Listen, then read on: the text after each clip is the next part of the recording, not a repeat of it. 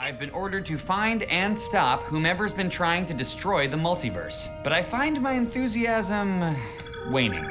Did Lower Decks actually fix Discovery? Let's just get into it.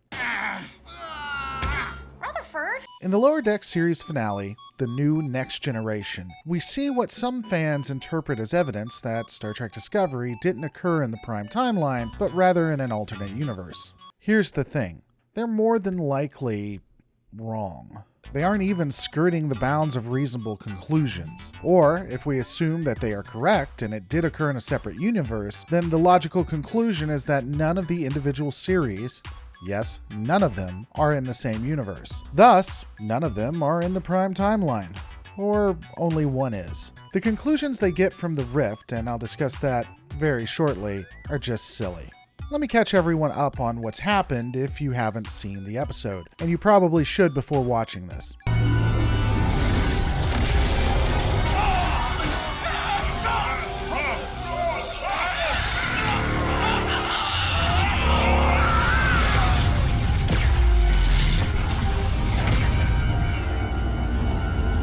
Just like in the Doctor Who universe, we find that there are infinite alternate universes that is established by Lower Decks. This idea isn't exactly groundbreaking. We've seen it before in the Next Generation episode Parallels. I believe the quantum fissure we discovered is a fixed point across the space-time continuum, a keyhole which intersects many other quantum realities.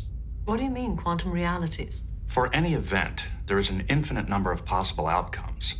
Our choices determine which outcomes will follow. But there is a theory in quantum physics that all possibilities that can happen do happen. Starfleet believes that there are an infinite amount of quantum realities. Each is represented by a sphere. It's like a bubble bath, but the bubbles are universes. However, Lower Decks expands on this concept, which is plausible within the established canon, but honestly, for me, it makes everything a bit watered down. That's all the multiverse is, just lazy, derivative remixes!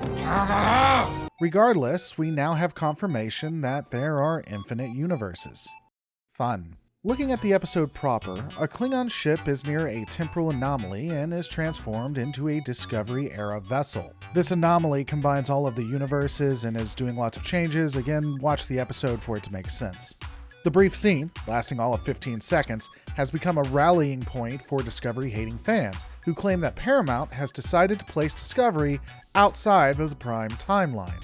However, this interpretation feels like, well, they're grasping at straws. A ship transforming into a Discovery-era vessel doesn't mean Discovery didn't occur in the Prime Timeline. It simply means that there are other universes with Discovery-era vessels. Either that, or, as I've suggested, we have to accept that all of the individual shows are in their own separate universes, even though we see them interconnected. Honestly, it's more likely that the movie Justice League: Crisis on Two Earths explains what's happening best. Billions of people making billions of choices, creating infinite Earths.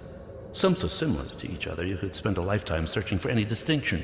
Others so radically different, they defy comprehension. There are universes that have very, very small differences, and there are those that are vastly different. We simply saw a universe where the similarities could be detected. The Prime Timeline, and whatever timeline this is, or maybe that was the Prime Timeline and we're not watching the Prime Timeline, are just showing things that are not different.